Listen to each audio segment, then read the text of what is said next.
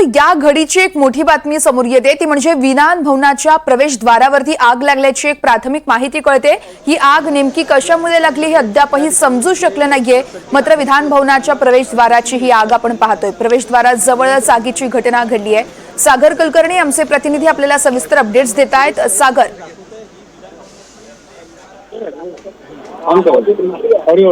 सागर माझा आवाज येतोय आपल्याला? आपण सगळे अपडेट सागर यांच्याकडून जाणून घेणारच आहोत। मात्र हे आगीचं कारण नेमकं काय आहे ते अजूनही कळू शकलं नाहीये। आगीमुळे या संपूर्ण परिसरामध्ये धुराचे लोट देखील बघायला मिळतात। विधान भवनाचं जे प्रवेशद्वार आहे याच जवळ आग लागल्याची घटना घडली आहे। आपण थेट पुन्हा एकदा जाऊयात विधान भवनाच्या प्रवेशद्वारावरच। त्या ठिकाणी आमचे प्रतिनिधी सागर कुलकर्णी आहेत आपल्यासोबत। सागर, या आगीचं कारण कळू शकलंय का आणि आग विझवण्यात यश आले का? मुळात आग फार भव्य स्वरूपातली नाही आहे, पण कुठेतरी शॉर्ट सर्किट झालेला आहे, जिथून विधिमंडळामध्ये प्रवेश दिला जातो सर्वसामान्य लोकांना। आणि त्याच्या दरम्यान हे शॉर्ट सर्किट होतं। आपण थेट दृश्य पाहत आहात। आपण हे पाहताय की जे शॉर्ट सर्किट होत आहेत आणि थेट जे वायर्स आहेत त्या जळताना इथे दिसत आहेत। त्याच्यामुळे प्रचंड धूर या भागामध्ये झाल्याचं दिसून येत आहे। इथे जर पाहिलं तर फायर ब्रिगेडची लोक जे आहेत, अग्निशामक दलाचे लोक, ते सुद्धा तिथे जे आग विझवण्यासाठी जे यंत्र असतात त्याचा वापर करताना दिसत आहेत आणि सगळीकडे आगीवर नियंत्रण आणण्याचा प्रयत्न देखील करत आहेत। कुठे ना कुठेतरी आपणास माहीत आहे की हे दृश्य इथं विधान भवनाचा प्रेमायसेस आहे। या इथून सगळ्यांना आत प्रवेश दिला जातो। त्याच्यानंतर सर्वसामान्य लोकांना प्रवेश दिल्यानंतर इथून सिक्युरिटी चेक केली जाते। त्या मशीन्स इथं आहेत। त्याच्यानंतर मुख्य द्वार इथून तुम्ही आत जाता। पण आत्ताची ही दृश्य जर पाहिली तर इकडे सगळीकडे अग्निशामक दलाचे जे विधिमंडळाचे कर्मचारी आहेत ते इथे आग विझवण्याचा प्रयत्न करतात। सगळीकडे धूर इथं मोठ्या प्रमाणामध्ये दिसतोय आणि कुठे ना कुठेतरी अचानक ही आग लागलेली होती। ही आग नियंत्रणात येते।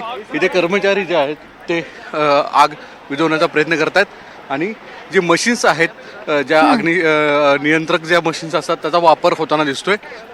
अचानक ही आग लागलेली आहे। शॉर्ट सर्किटमुळे आग लागल्याची प्राथमिक माहिती समोर आलेली आहे। अर्थात आपण इथले काही कर्मचारी आहेत त्यांना सुद्धा विचारूया की काय झालं अचानक, कशामुळे? पार्किंग तिथं बोर्ड आहे ना। अच्छा, हो, पण अचानक आग लागली मी नाही जे आहे ते इथे अजून काही कशामुळे, काय झालं नेमकं, काय झालं थोडं सांगाल? आम्ही नाही सांगू। कर्मचारी आहेत त्याच्यामुळे ते फार बोलायला तयार नाही आहेत तिथे।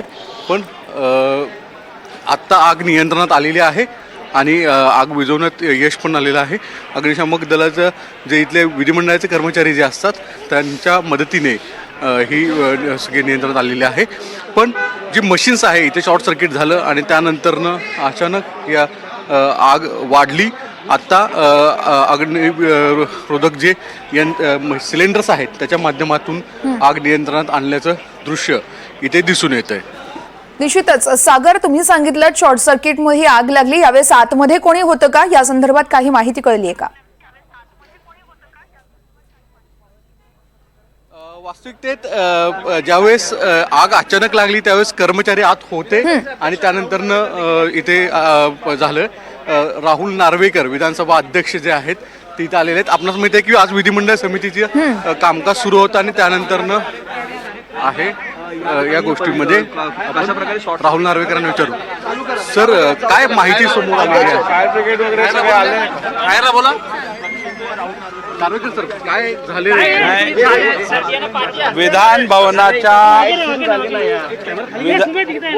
विधान भवनाच्या रिसेप्शन एरियामध्ये जी स्कॅनिंग मशीन असते त्यात काहीतरी शॉर्ट सर्किट झाल्यामुळे छोट्या प्रमाणात ही आग लागलेली आहे।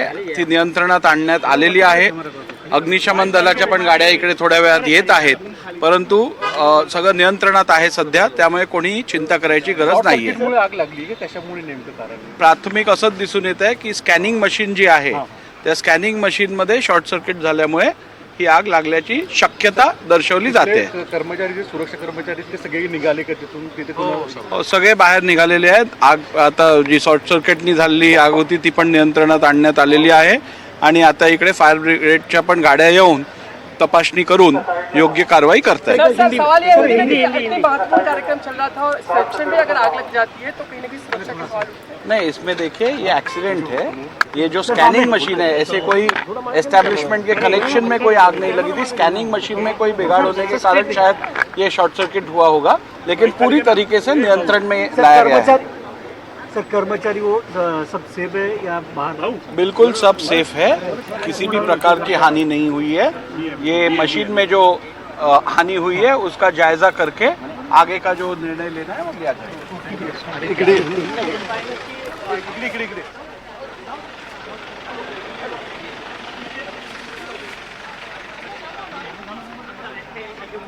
आदित्य ठाकरे या ठिकाणी आलेले आहेत. आदित्य ठाकरे आणि राहुल नार्वेकर तर आपण हे दृश्य बघत आहोत. राहुल नार्वेकर आणि आदित्य ठाकरे हे आमने सामने आलेले आहेत आणि नेमकं काय घडलं विचारलं जातं. अंमरनाथ दानवे सर आहेत, विरोधी पक्ष नेते आणि त्यांची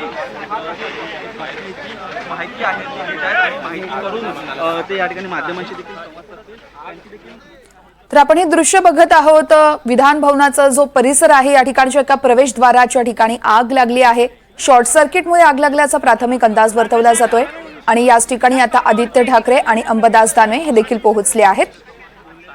आदित्य ठाकरे हे सध्या पुढे जाऊन सविस्तर माहिती घेत आहेत. नेमकी आग कशामुळे लागली, किती लागली, शिवाय कर्मचाऱ्यांना देखील काळजी घेण्याचं आवाहन करतात. आपण हे दृश्य बघत आहोत. विधान भवनाच्या प्रवेशद्वारावरती आग लागली आहे आणि ही आग आटोक्यात देखील आणल्याची माहिती मिळते. मात्र अजूनही काही ठिकाणी शॉर्ट सर्किट होतोय आणि त्याचीच पाहणी आता आदित्य ठाकरे आणि अंबादास दानवे देखील करतायत.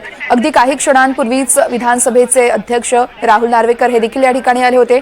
त्यांनी देखील सविस्तर माहिती दिली आणि त्यानंतर आता आदित्य ठाकरे आणि अंबादास दानवे हे सगळे अधिकाऱ्यांकडून माहिती जाणून घेत आहेत. संपूर्ण काम करत असल्याची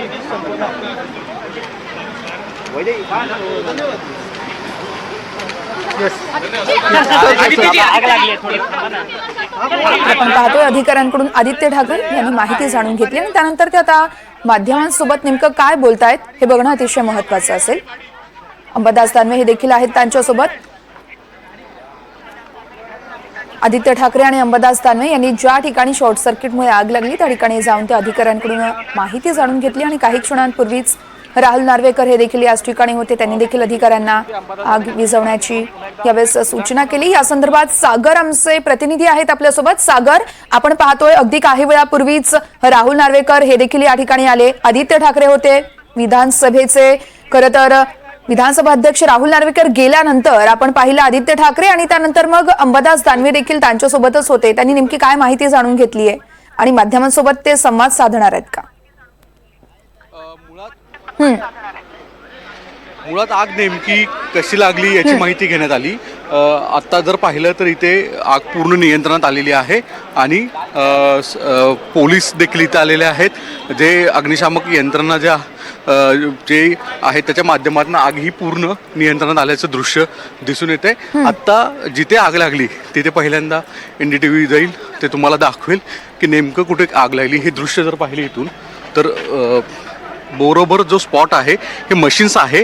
या मशीनच्या जागेवरून आग लागल्याचं पहिल्यांदा समोर आलं. एकदम स्फोट झाल्यात आला आणि त्याच्यानंतरनं आग ही वाढली. पण आता ही आग नियंत्रणात आलेली आहे. आग नियंत्रणात आली त्याच्यानंतरनं आता फायर ब्रिगेड सुद्धा इथे आल्याचं दिसतंय.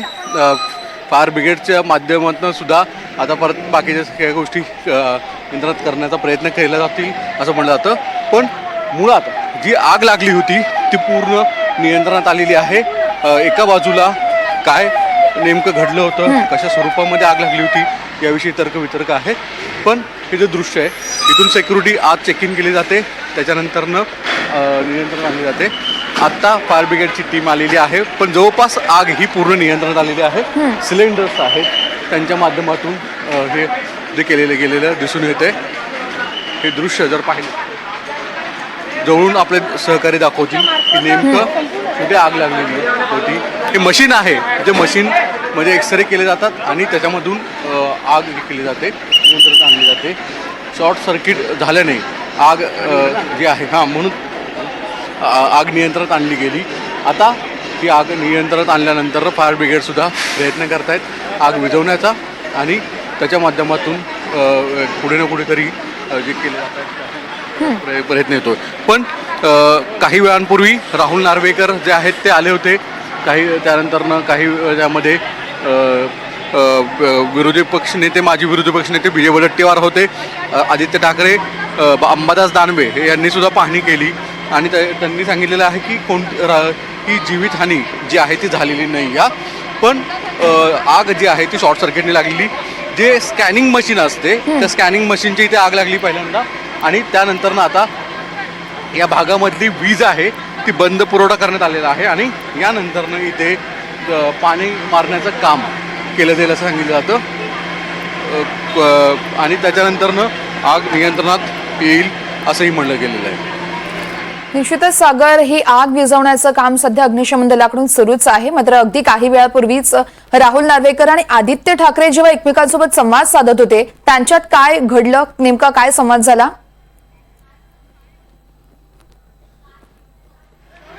आदित्य ठाकरे यांनी विधानसभा अध्यक्ष राहुल नार्वेकर यांना विचारणा केली की नेमकी आग कशामुळे लागली आहे, त्याच्यामध्ये कोणती जीवितहानी झाली आहे का. त्याच्या अध्यक्षांनी उत्तर देताना स्पष्ट सांगितलं की कोणतीही जीवितहानी झालेली नाही या आणि जी आग आहे ती पण पूर्ण नियंत्रणात आलेली आहे. आग विझलेली आहे. तरीही इथे त्या अध्यक्षांनी आदित्य ठाकरेंच्या संवादानंतरनं जिथे आग लागली त्या घटनास्थळी आदित्य ठाकरे यांनी पाहणी केली आणि त्यानंतरनं काही वेळांपूर्वीच आदित्य ठाकरे आणि अंबादास दानवे हे इथून निघून गेलेले आहेत. आता फायर ब्रिगेड आहे ते सगळी पाहणी करत आहे की नेमकी आग कुठे लागलेली आहे, कशा पद्धतीने लागलेली होती आणि ती नियंत्रणात आली का. पाण्याची फवारणी सुद्धा इथे केली जाईल. या भागामध्ये जिथे आग लागलेली आहे तिथला विद्युत पुरवठा सुद्धा बंद करण्यात आलेला आहे. गडबड होऊ नये, अजून शॉर्ट सर्किट होऊ नये यासाठी ही खबरदारी घेतली गेल्याचं म्हटलं जातं आहे. आपणास ही दृश्य आतले आहेत ते थेट दिसत आहेत. इथे आपण जर पाहिलं तर फायर ब्रिगेड प्रयत्न करते आग विझवण्याचा आणि जी आग पूर्ण जी नियंत्रणात आलेली आहे तरीही कुठे अजून आग वाढू नये या दृष्टिकोनातनं फायर ब्रिगेडची आहे. कारण की विधिमंडळाच्या आवारामध्ये आग लागणं की कुठेतरी एक धोका अधिक कुठं संभावू शकतो, पण ती कोणतीही खबरदारी मध्ये रिस्क नको यासाठी अशा स्वरूपाची भूमिका घेतली जाताना दिसते ती.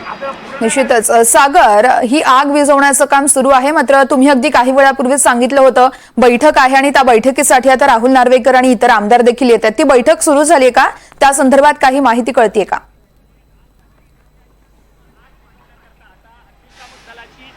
बैठक सगळ्या संपलेल्या आहेत. विधिमंडळ कामकाज समितीचे बैठक संपल्यावर मुख्यमंत्री आणि उपमुख्यमंत्री या परिसरातून गेले होते. त्यानंतर समितीचे सदस्यांना सर्वांना स्नेहभोजन ठेवलं होतं. त्याचवेळी आदिवासी समितीमध्ये आदित्य ठाकरे सुद्धा आहेत, त्या समितीच्या बैठकीसाठी आले होते विधिमंडळामध्ये. पण त्याच दरम्यान ही आग लागल्याने अचानक सर्वांची तारांबळ उडाली आणि जे कर्मचारी आहेत ते पहिल्या जिथे प्रवेश दिला जातो अशा ठिकाणी आले. तिथे स्वतः मग विधानसभा अध्यक्ष आले, इतर सदस्य आले आणि त्यांनी सगळ्या काही गोष्टी पाहिल्या आणि त्यानंतरनं आता या सगळ्या पाहणी केल्यानंतरनं पूर्ण आग नियंत्रणात आल्याचे हे दृश्यही आपण पाहत आहात स्वतःहूनच. पण फायर ब्रिगेड चा एक कॉल असतो की त्याच्यानंतर ते स्वतः आल्यानंतरनं कोणती तिथली सगळी पाहणी करतात, पाण्याची फवारणी करतात आणि आग परत अनेक वेळा अशा घटना घडतात की अनेक ठिकाणी आग जी आहे ती अचानक वाढू शकते आणि त्याचा फटका जो आहे तो परत एकदा बसू शकतो. पण असं होऊ नये म्हणून खबरदारी म्हणून या भागामध्ये फायर ब्रिगेड पोहोचलेले आहेत. ते आता जिथे आग विझलेली आहे तिथे पाणी मारतायत आणि विधानसभा अध्यक्ष आणि इतर सगळे सदस्य जे आहेत ते विधिमंडळामध्ये परत एकदा गेलेले दिसून आलेले आहेत. पण अचानक आग लागली आणि यामुळे सगळ्यांची तारांबळ उडाली आहे हे दिसून आलेलं आहे.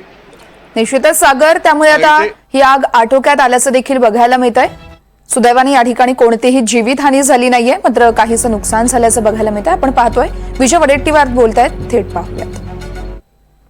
मस्तवालपणे आणि प्रोटोकॉलला महत्त्व देत नसतील तर ते चुकीचं आहे आणि या संदर्भात आमची अपेक्षा अशी आहे की कारवाई झाली पाहिजे.